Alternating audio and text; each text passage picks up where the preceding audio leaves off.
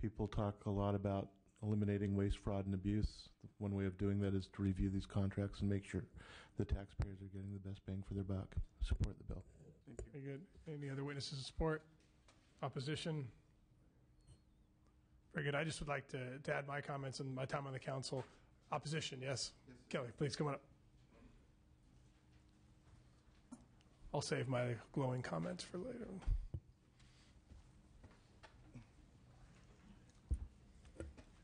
Thank you, Mr. Chairman and members. My name is Kelly Astor. For 28 years, I've been legal counsel to trash companies and have negotiated close to 100 waste and recycling agreements. Waste recycling services are largely privatized in the state, as I think we all know. In the typical franchise environment, they're also rate regulated because competition is limited. It's also an exceedingly capital-intensive business and has been made more so as we've sought to comply with fairly rigorous environmental laws. Example is conversion of natural gas vehicles, or diesel vehicles, to natural gas. That's $300,000 per vehicle. Natural gas fueling stations in the millions of dollars. And recycling facilities, which we call MRFs, which come to the price tag of several tens of millions of dollars. These steps often require financing out of the waste hauler who has the contract, because cities are not in a position to do that. That means loan term is anywhere from 15 to 30 years. Cities also seek from us free services wherever they can get them. Oftentimes you'll see street sweeping added to a trash contract. And the other comment I would make is in 2009, the state and really the country experienced a crash in recycling markets that we just recovered from a few months ago. As a result of all of this, what citizens often want is rate stabilization, and they want the lowest rates possible. They get that with a long-term contract, which comes in one of two forms, either a fixed term or a rolling term. Smaller haulers in many cities prefer a rolling term because it allows them not to go as far out as a fixed term financing often would. That's often 20 to 30 years, but a 10 or 12-year evergreen is often viewed by banks with the same creditworthiness as a longer term agreement. All evergreen agreements are terminable for cause at any time. All are convertible to a fixed term at any time without cause. No city is forced into this arrangement. Approximately 15 to 20% by our best estimate of cities actually use this device. The device helps to sustain local recycling efforts. We have to borrow more to build more. We build more to recycle more, whether it's recycling facilities, programs, composting, you name it. A down economy, we respectfully submit, is no time to expose ratepayers to potentially higher costs that will inevitably result from discouraging the use of long-term and evergreen contracts. We think the author is very well intentioned here and don't question his motives one bit. But the unintended consequence of what he does is that recycling may suffer, small haulers will suffer. And one comment about Montebello. I was aware of that situation, and I don't like much what happened there either. But remember something, it's not an example to support this legislation. The new hauler came in with an evergreen. It wasn't they're having evergreen in place or having difficulty getting the old haulers out. The new one offered that. They just as well could have offered a 30-year fixed term. So it's not a case example which supports this legislation. With all due respect, this is an inelegant solution to a non-existent problem. We think local control ought to be sustained. We respectfully urge a no vote. Thank you. Thank you. Mark Homestead, speaking in opposition. My firm, Westhoff Conan Homestead, has assisted approximately 100 independent solid waste companies throughout the state finance the facilities that Mr. Astor has just described. In these relationships, a private company agrees to rate regulation and limits on its revenues and profits, and the municipality agrees to let them operate for a term of years pursuant to a long-term service or franchise agreement. This bill will hurt the financing that we've participated in, whether it is a financing of a new materials recovery facility, the purchase of a new fleet of compressed natural gas vehicles, or the development of an anaerobic digestion project. Access to low-cost financing by private companies is crucial to meeting recycling and greenhouse gas reduction goals that the state has set. And to keep the cost to the residents and solid waste ratepayers as low as possible, long-term contracts are necessary. I speak in opposition to this bill again because of the message it sends to the financial community on which the independent service providers that we assist with financing depend. Achieving California's record has been very expensive. Many of our clients at one time or another have had to borrow sums many times their gross income. An unusual occurrence in other industries, but the banks have allowed our solid waste companies to do this. Why? solely because of the long-term franchise agreements and indeed the feature of annual renewal or evergreen contracts. This is largely because the banks generally require the financing to be completed during the life of the contract. The amortization period is crucial in this, and the longer the term, the lower the annual debt service and lower costs to ratepayers.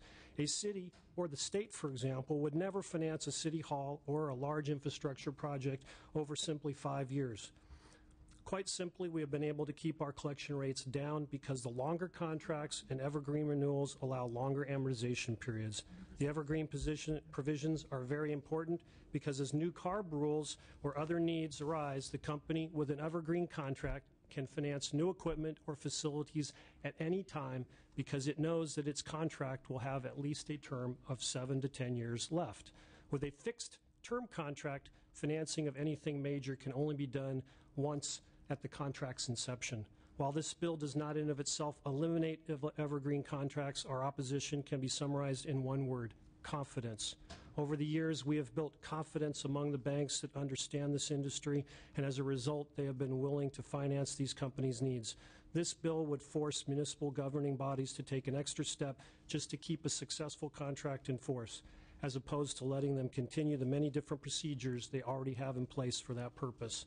The banks will inevitably wonder why the legislature felt its intervention was necessary and whether this bill is a first step towards limiting the current latitude given municipalities to design their own systems.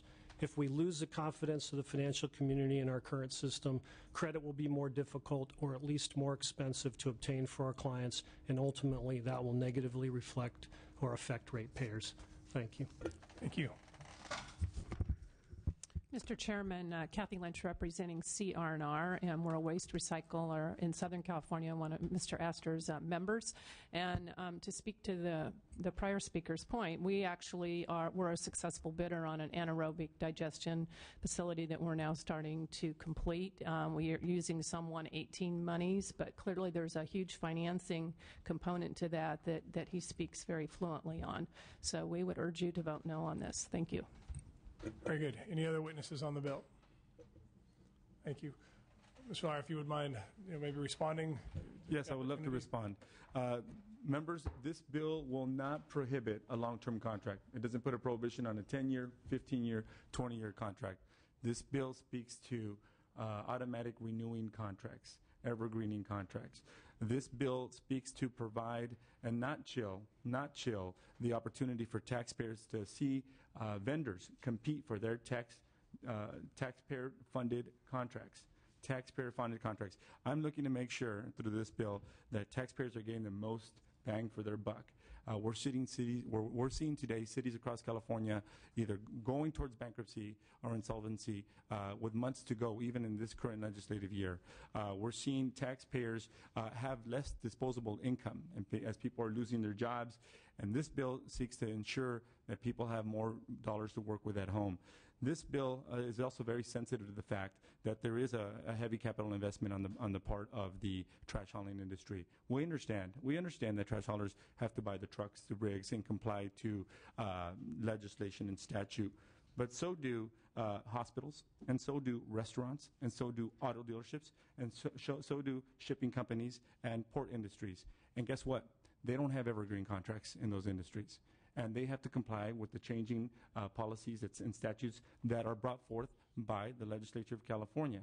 So why is it that mainly you see in the trash hauling business these types of contracts?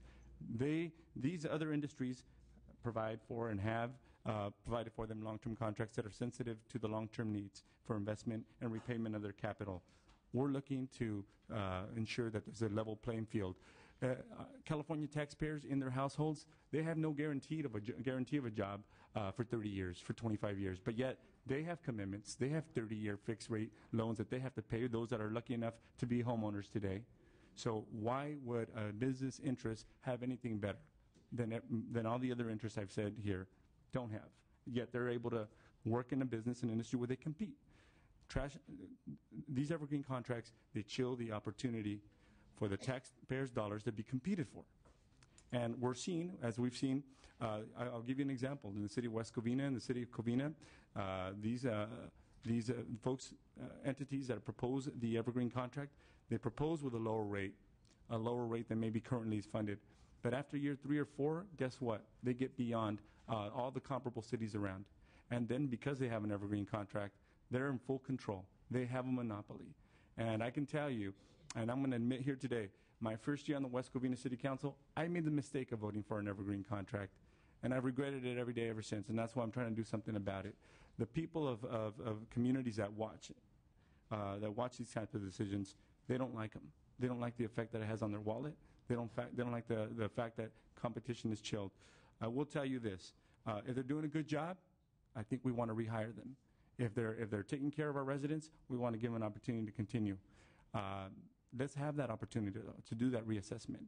Labor contracts don't have an automatic renewal in labor contracts. Labor unions and their members, they have to compete for their contracts. They have to provide numbers, and they have to compete with the realities of the economies and the pressures. So should the trash hauling contracts. So today, I'm asking for your aye vote on behalf of the people of California to make sure that we level the playing field. Again, this bill will not prohibit long-term contracts. It's going to prohibit these rolling evergreen contracts. Now, it was noted here that these evergreen contracts can be terminated at any time. These contracts have become so sophisticated that it's almost cost prohibitive for cities to enter into litigation to pull that trigger. So, members, again, we see how our state is suffering economically and our households are suffering. I'm coming to you and asking you to help me help our state. Thank you very much. I ask for your aye vote. Thank you, Mr. Chair.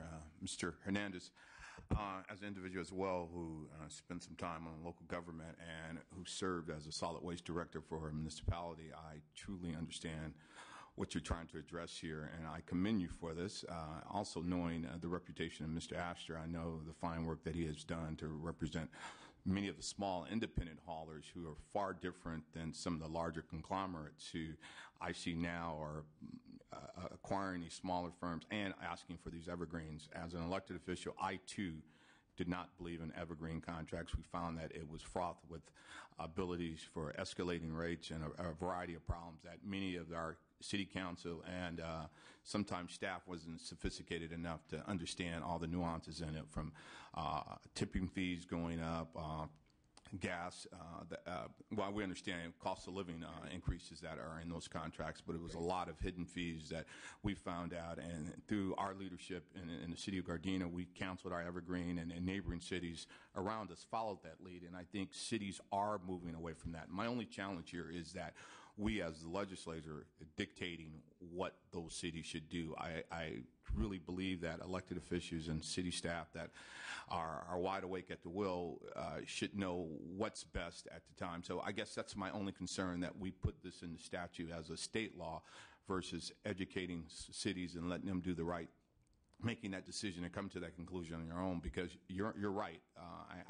Evergreen contracts are almost impossible to break. I mean, if it's a 7-year evergreen and you trigger it at the end of that 7 year, they have 7 more years before they're out of the city. So it becomes a 14-year contract. Mm-hmm. So that's my challenge with evergreens. But I just have a little caution with us as the state trying to dictate what local governments are doing, because I think we're stripping more and more of their authority away. But those are only my comments and concerns.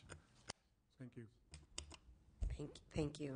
I'm losing my voice a little bit. But first of all, I really appreciate your argument on this, on your bill, and you bring up a lot of good points. And I am having a challenge on supporting this right now because of the fact that I have come from local government, and to hinder their ability to be able to move forward on decisions that they would like to move forward or that are best for their cities is giving me some puzzles. So I know that this bill will be moving through a process, and I am hoping that I can work with you to see what are some of the concerns that are coming up from my local city and jurisdiction so that they can be addressed. Thank you. Ms. Campos. There's no other comments or questions. Mr. Norby? I had to be gone because we're hearing a bullying bill in the Education Committee. And maybe some of those bills could apply to trash contracts because there's a lot of influence both ways, but luckily all those bullying bills apply only to the kids and not to ourselves. I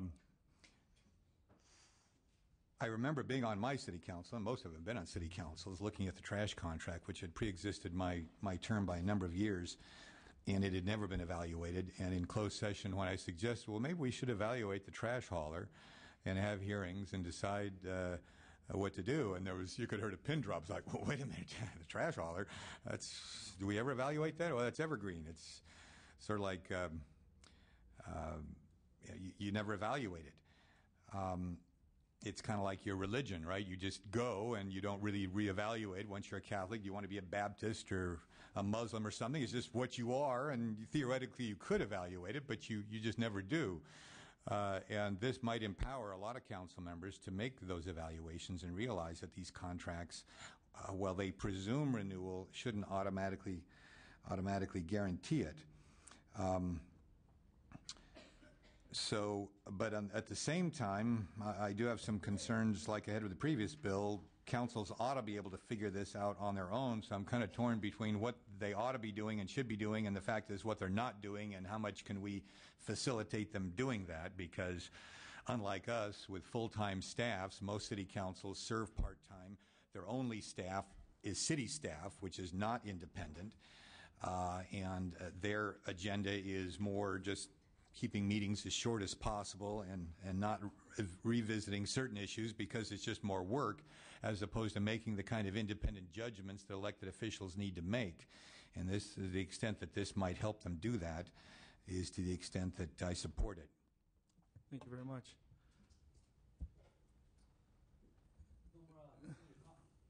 Having there be no further questions or comments, then we can call for a vote. The motion is due pass. Smythe? Alejo? Aye. Alejo, aye. Bradford? Aye. Bradford, aye. Campos? Davis? Gordon? Aye. Gordon, aye. Hueso?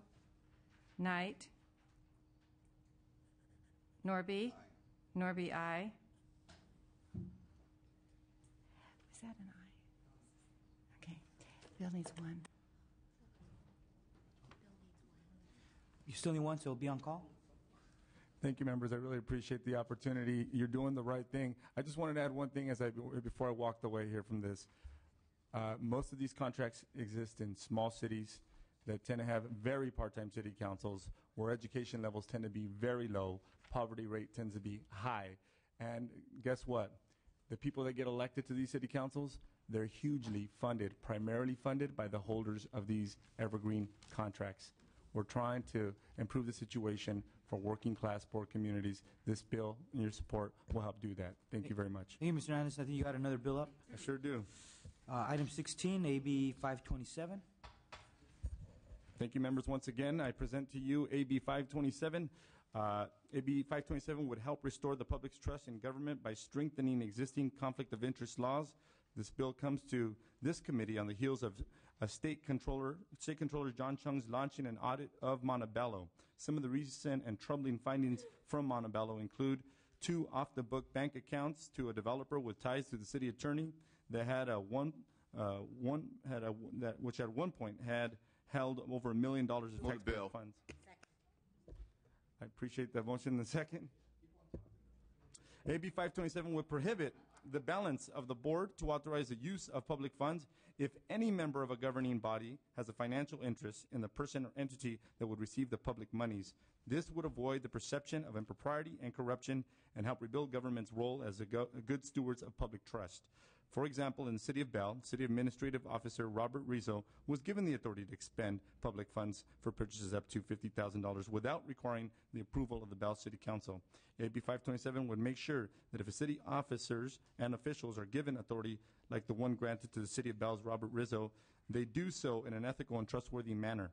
I understand that there are some concerns about unintended consequences regarding those who may be penalized under this bill, and I am willing to make amendments to AB 527 in Appropriations Committee that would ensure that only those who have financial interests and have violated the conflict of interest laws would be penalized.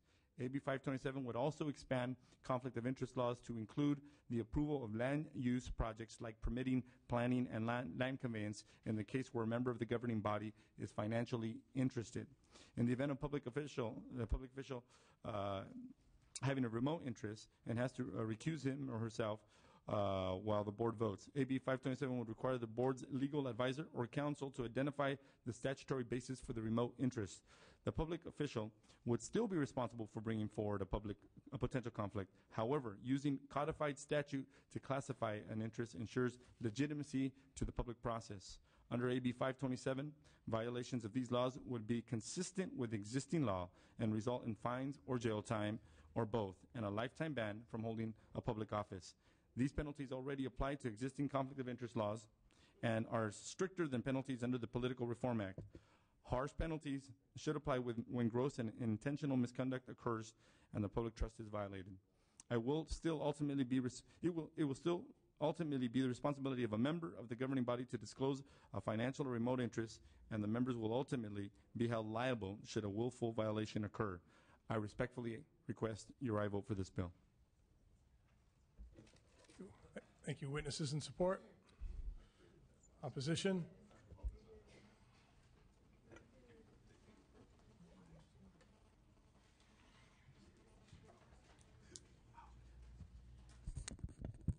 Laura Preston with the Association of California School Administrators. First of all, I often wonder, especially when I sit in this committee, because I'm not here all that often, that everybody is aware that school districts are considered local government. So all these rules and laws that you pass apply to school districts and county offices as well. And we have, not just in the area of conflict of interest, but especially with financial procedures, we have a separate financial procedures involved for our oversight, which is separate from the conflict of interest, of which we comply with the same provisions as other local governmental entities. And I raise that because, at least in the case of school districts, and I can't speak for other local governmental entities, many school districts don't have their own legal counsel. Only our large urban districts do. So one of the provisions in this bill is it's going to require a legal rendering on having to prove something statutorily of whether there's a remote interest, which is going to force school districts to have to bring in legal counsel, which is going to be a cost, and so therefore we're very concerned about that. The other issue, and it's not, and I'm hearing some of the amendments for the first time, so I'll be anxious to hear what they look or see what they look like. But the some of the concern, at least the way the bill's drafted currently, is that it really places the burden of proof on the staff to know if there's a remote interest with the governing board members. So on one hand, we're saying, okay, governing board member, you are supposed to report that you have a remote interest in something, but if they don't, we're very concerned that the onus does fall on the staff members who aren't going to know. So for example, school district has a contract with Staples to do, bring in paper supplies or whatever. The school board member has a child that has a friend that works at Staples, and the staff isn't going to know that. I mean, it's this kind of very difficult thing that's we're very concerned about, that this bill places that kind of burden on the staff within a school district, and so for those reasons, we're currently opposed. Yes. I would like to note that the amendments would exclude city, school district, public employees that are just carrying out their duties. The amendments will ensure that it's only the officials voting on or who take and are required as part of the formal process to make this happen, like the city attorney or the school district council that may be conducting malpractice in recommending a faulty process. I will say, having been a former school board member, school districts generally have bigger budgets than cities, and where there's dollars, there's always room for shenanigans. I'm not saying that school districts, that's their focal point, but unfortunately we can't say that school districts, like any other government agency, haven't been without, corrupt act and haven't been without error. And again, it's always one or two bad apples. This bill seeks to ensure that those one or two bad apples have less of an opportunity to exist in our public. So just to be clear, so that if the employee of the treasurer's office writes the check, that employee, the amendments will prevent that employee from, that'll indemnify them, or for lack of a better term. They would not be liable. Right. Okay. And I haven't seen the amendments, so I can't speak to them. But and then the other point is just to make sure that, and I'm going to raise this again if the bill gets out of committee, which I'm sure it will, and that is that there is a cost for school districts or for other entities, for the cost of counsel for those purposes where we may not have a counsel there. Like, as I mentioned, large urban school districts, some suburban districts have their own counsel on staff. Most school districts do not. So I just want to add that. Thank you. Thank you. Tweeners. And I would just encourage you to keep working with the author to address that concern. I raised a concern about liability, and he was very willing to address that. Absolutely. Thank you. Hi again, Natasha Carl on behalf of the League of California Cities. We don't have we're not opposed to the bill, but we do have concerns with the bill, and I was going to ask Mike to share those with the committee. Thank you, Mike Jenkins, speaking on behalf of the League of California Cities. Mr. Hernandez's comments alleviated our concerns relative to the first part of the bill pertaining to Section 1090 amendment. With respect to the amendment to 1091, our concern is why bring in the legal advisor. We don't have any objection to requiring the office holder to state the specific statutory basis for classifying the interest with specificity. We don't have any problem with that. Why obligate the legal counsel to be present and to state it? If the elected official has a question, needs legal advice, they can acquire that advice in advance from their legal counsel and then be prepared at the time of the meeting to announce the specific basis on which they are participating due to the remote interest exception. Our largest concern about this bill is in the third part of the bill, and that's the one I'd like to focus my comments on. Conflicts of interest are governed by the Political Reform Act of 1974 in a very comprehensive way. Government Code Section 1090 has been in the law for a long time, and it is devoted to a very narrow species of conflicts of interest, namely self-dealing, contracts, only contracts, where you're not allowed to participate in the making of a contract with yourself. What 1096.5 purports to do is to introduce into the 1090 series of statutes something which is already covered in the Political Reform Act, and to add a duplicative, entirely redundant set of rules that is not entirely on all fours with the Political Reform Act. The result, and only with respect to very limited planning type decisions, approving a project, a plan, a permit, or a conveyance of land, not other land use types of permits.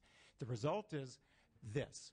It's difficult enough for laypersons to understand conflict of interest laws as it is. They're complicated. And we spend once every 2 years under AB 1234 a couple of hours trying to to alert our elected officials and our appointed officials of these laws. And if they become so complicated that they simply can't be complied with or understood, it's just defeating the very purpose of these laws. In this instance, the Political Reform Act of 1974, which has a long history and a lot of jurisprudence associated with it, allows certain exceptions, well-accepted exceptions, such as the public generally exception, such as the requirement that a conflict be material before it is a conflict of interest. Neither of those exceptions is in 1096.5. The result is we have to do an analysis under two completely separate laws on the same action, which I think creates confusion, is very difficult to comply with, and really just clutters what is right now a very understandable set of laws. When you have a planning decision in front of you, the elected body evaluates whether, or the elected official evaluates whether he or she has a conflict of interest based on the well-established rules in the Political Reform Act. Here, we are carving out a very narrow exception. What are some of the other bases for conflict of interest under the Political Reform Act? Receipt of income, receipt of gifts, ownership of a business, ownership of an investment. These all create potential conflicts of interest. Why are we carving out just approving project plans and permits and adding them to the Government Code Section 1090 series, which only traditionally has dealt with self-dealing and has dealt with contracts? Our contention is this just creates confusion. It creates duplication. The bill can go forward without this provision, without doing it any harm, and we would ask you to seriously consider amending or removing this portion of the bill. Thank you for your attention. Thank you. Any other witnesses? Seeing none. Oh, questions from the committee? If you'd like to respond first, you want to take questions? I'll hold. Okay. Mr. Norbert. If this bill were to become law, and let's say there was a mayor of a certain city whose family owned a trash company that served that city, and who recused himself whenever the contract came up because he owned the trash company, under this, the entire council would be exempt from being able to vote on that, correct? I'm not saying that's good or bad. I'm just trying to clarify what it does. Is that accurate?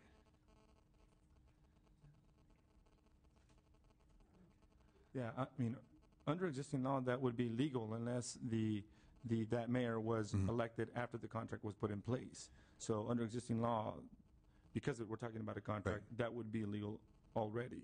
What this would do is it would prohibit the balance of that legislative body from voting on it. From voting on it. Okay. When contract is coming before, or a proposal for redevelopment deal is coming before, and a member of that legislative body is consultant to the developer, is consultant to the trash hauling company.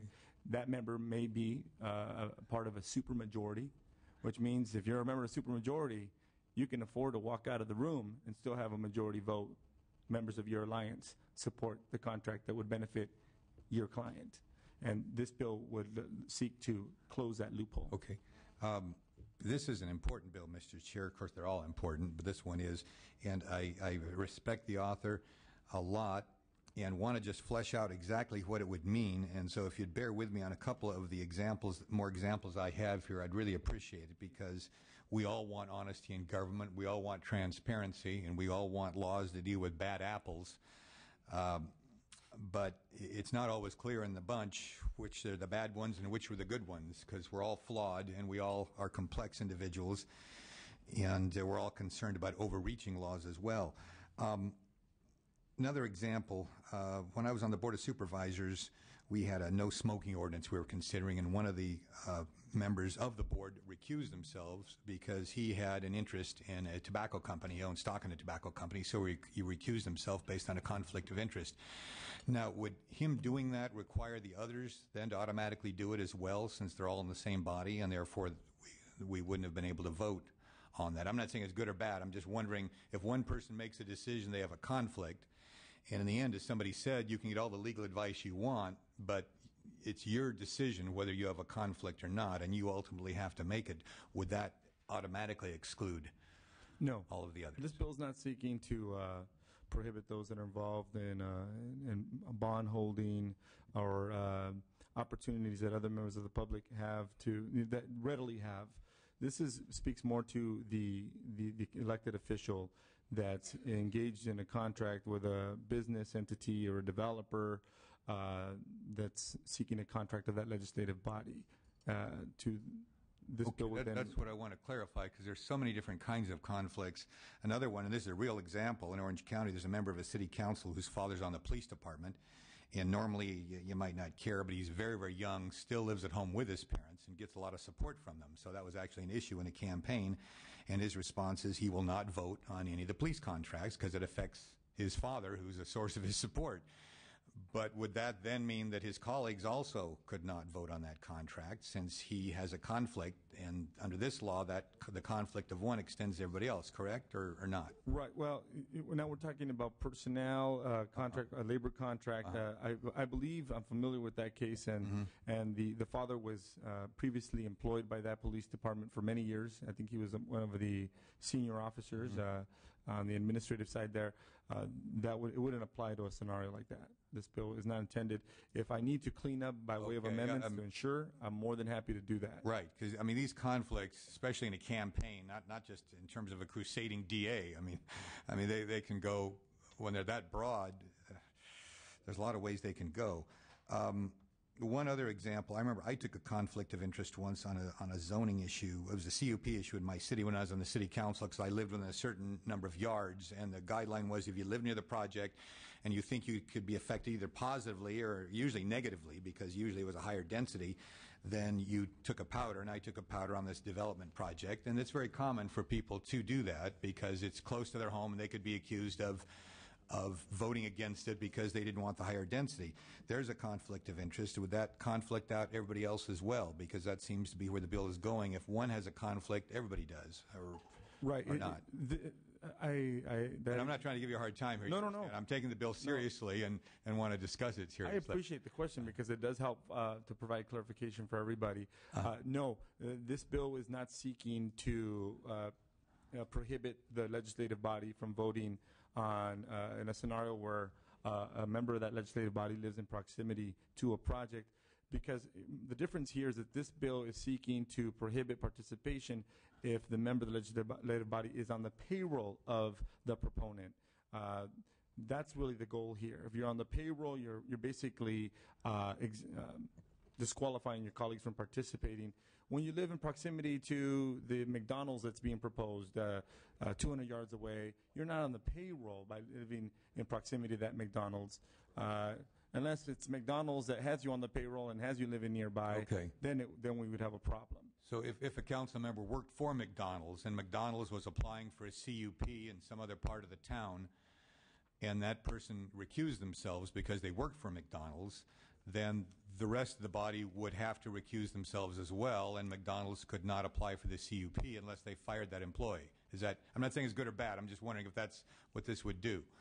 I'm more than happy to provide an amendment, and I think I've mentioned it. Some of the members of this body that would speak to where there are monopolies or monopoly type companies. For example, if a member of the city council worked for Southern California Edison, and Southern California Edison was the only game in town, they control, and they're the only provider of the electric utility, then at that point we would provide an off-ramp or an out clause that only that member that works for Edison would be prohibited, but the people's business needs to move forward. The rest of the legislative body, in that particular case, would then be able to move forward with voting on the project. I'm just thinking out loud, and I'll close with this. There are a lot of council members that are also teachers, public school teachers in their communities.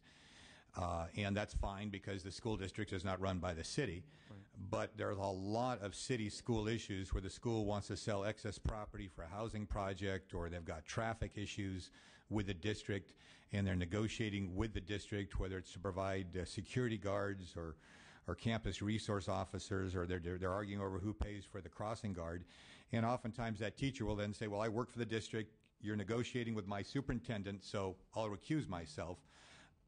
But if this required the whole body to recuse themselves, it would lead to directions I don't think you want it to go. And that's why we have to be very specific and understand what the bill does, right? That it does what you want it to do. And again, the goal here is really to shed light and to have this bill applied to these private contracts between a sole or private business entity. We're more than happy to exempt, and we're not speaking to public entities, governmental entities, nonprofit, because they act as nonprofit entities, as governmental entities. We're looking for that private business contract.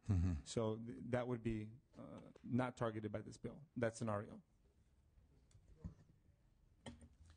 Just a comment. I very much hope that this is a work in progress, because I do think that there's some real serious challenges that by having one individual's conflict of interest become the conflict of interest of everybody.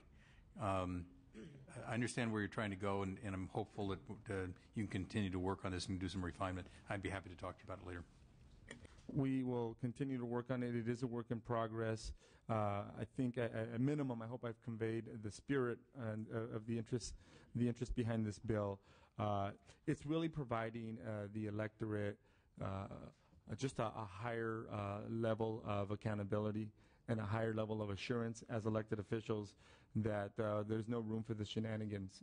There's no room for, again, a member of the body to. I can give you examples. I was a member of city council for 8 years, and it was a 5-member council. And every time it seemed like a major deal was coming before the council's consideration, months prior, could have been even a year prior, that particular developer happened to hire a member that same member of city council on the payroll as a consultant. That member of city council enjoyed having a supermajority alliance. Well, with only 3 votes required to pass anything, that member, already having his consulting gig in play, would say he has a personal conflict, has a personal conflict, so he was abstaining, he'd leave the room. 100% of the time when that happened, his 3 colleagues would always approve his client's proposed project. And 100% of the time when his client's projects came before the dais, 100% of the time, they had a recommendation from staff. I've never seen any other business model work that way, but I don't think it's as prevalent as some of the other problems in the previous bill we discussed, but it does happen in some communities, and this bill seeks to close where that problem exists, that cancer exists. Very good. We'll take that as your close. That is my close, and I respectfully ask for your aye vote. Thank you. We do have a motion and a second on the bill. Please call the roll. The motion is do pass and re-refer to the Committee on Appropriations. Smythe. Alejo. Alejo, aye. Bradford. Aye. Bradford, aye. Campos. Campos, aye. Davis. Aye. Davis, aye. Gordon. Hueso. Knight. Norby. I need one vote. All right, your bill is on call and needs 1 vote. Okay, is there any way we can get the call pulled off the previous bill? We can. Thank you for asking. Yeah. Thank you. Before we proceed, we'll lift the call on item number 18, AB 834. Please lift the call. Current vote is 4-0. Smythe. Aye. Smythe, aye. Davis. Hueso. That measures out. Thank you very much. Thank you, members. I appreciate your time.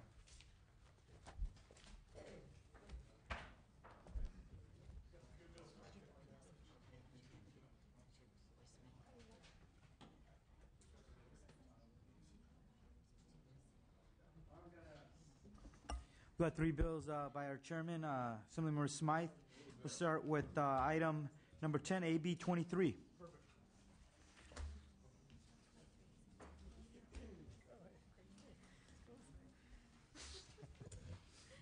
Thank you, Mr. Chairman and committee.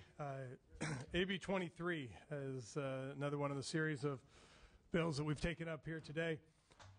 When the City of Bell scandal broke, it became clear that one of the ways that the council was padding their salary was through a process of more or less serial meetings. And what was happening is they would have serve on multiple committees, as many of us who served on local government did that, whether it was a redevelopment or another subcommittee.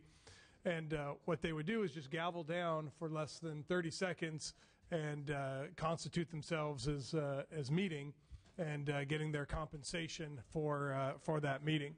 So they would meet, and in the span of 5 minutes, have 8 hearings and get paid for each one of those bills. And so what this would do is amend the Brown Act to require the clerk or member of the legislative body announce at the start of the second meeting and at the start of all other meetings subsequently that how much the members will be compensated for that meeting, and do that throughout the hearing.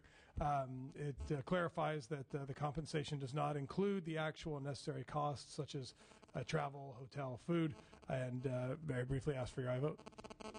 It's been moved. It's been seconded. Second. You witnesses support? See none. No witnesses in opposition. See none. Is there any questions or comments by any of our members of the committee? Mr. Bradford.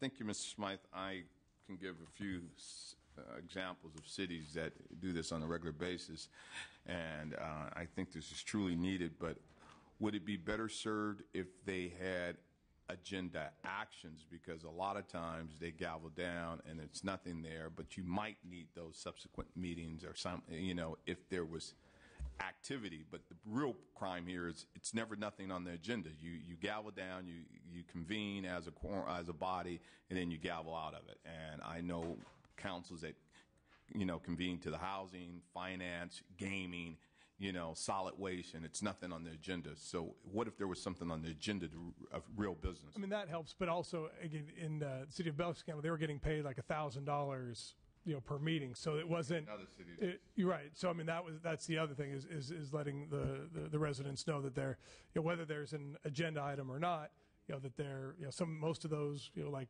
most of us served on those other committees that, you weren't compensated any more than your regular city council compensation. So that's an additional part, that it would close it. So with that, I'll ask for an aye vote. See no other comments? Roll call. The motion is do pass. Smythe. Aye. Smythe, aye. Alejo. Aye. Alejo, aye. Bradford. Bradford, aye. Campos. Campos, aye. Davis. Davis, aye. Gordon. Gordon, aye. Hueso. Knight. Knight, aye. Norby. That bill is out. Thank you. Move on to your next bill, item number 11, AB 148. Very good. Very good. AB 148 deals with, compensation guidelines. Again, we've heard this, through all the other presenters about the need for public participation and oversight. Currently existing law sets out rules relating to the compensation of members of a local agency, legislative body for attendance and authorized meetings. Seconded. Very good. Again, briefly, this will just allow that ethics training records be posted on the website and submitted to the Controller's office as well. We've worked with the County Clerks Association to narrow the bill and hopefully have removed their opposition. Ask for an aye vote. Any witnesses in support?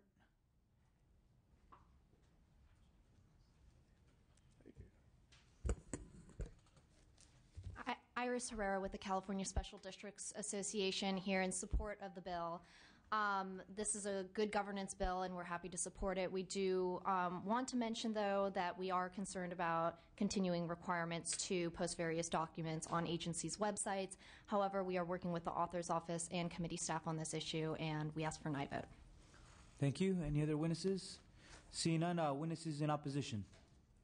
Any comments or questions from members? Seeing none, roll call vote. The motion is do pass and re-refer to the Committee on Appropriations. Smythe. Aye. Smythe, aye. Alejo. Aye. Alejo, aye. Bradford. Aye. Bradford, aye. Campos. Campos, aye. Davis. Aye. Davis, aye. Gordon. Gordon, aye. Hueso. Knight. Knight, aye. Norby. Measures out. Last item on our docket, item 13, AB 253. Very good. Thank you, Mr. Chairman and the committee. This is the last of the State Controller Office sponsored bills. Current law requires. Bill. Thank you. Just briefly, again, the current law requires the Controller's Office to prescribe uniform accounting and reporting procedures for all local agencies except for cities. What this bill would do would delete the current exception for cities, thereby giving the Controller's Office the power to prescribe accounting procedures for them.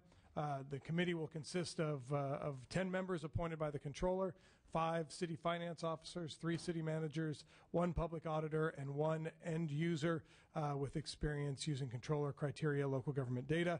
Just to be clear that the members will serve without compensation, but will be reimbursed for their travel costs. And those travel costs will actually be paid by the cities in which they serve. So there really is minimal, if any, cost to the state. Have the Controller's Office to answer any questions. Witnesses in support, please. Linda Lingblom with the State Controller's Office, the sponsors of the bill. We respectfully ask for aye vote.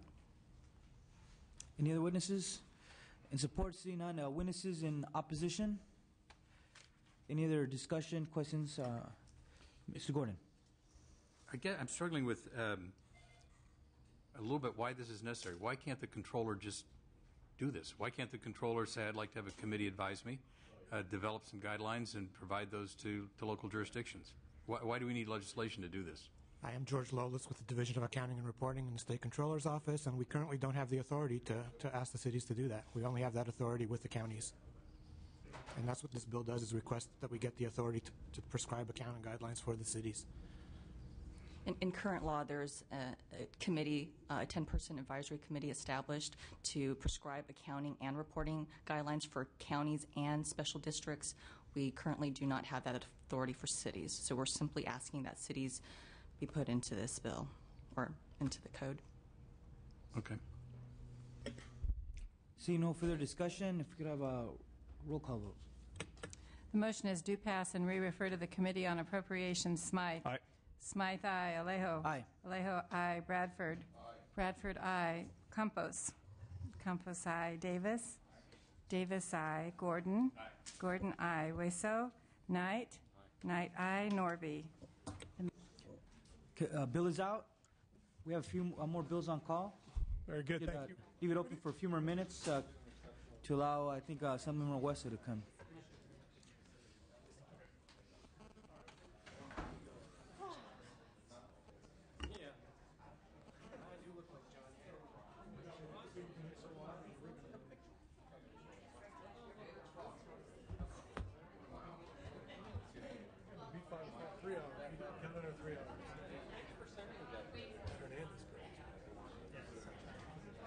Trash one I like, because I'm trash one. They got no love for them. Yeah. That one got confused when they were looking for calling.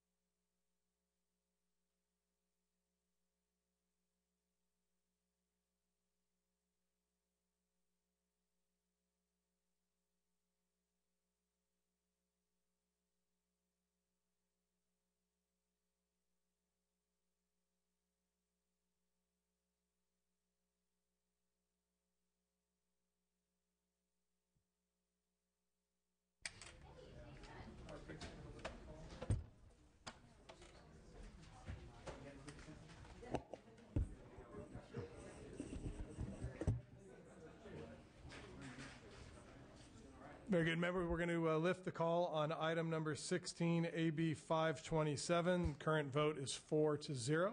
Please call the absent members. Smythe. Gordon. Hueso. Aye. Hueso, aye. Knight. Norby. Thank you. That measure is out, 5-0. This concludes our business for the day. Without objection, we will leave the roll open for another 5 minutes for additional add-ons of committee members.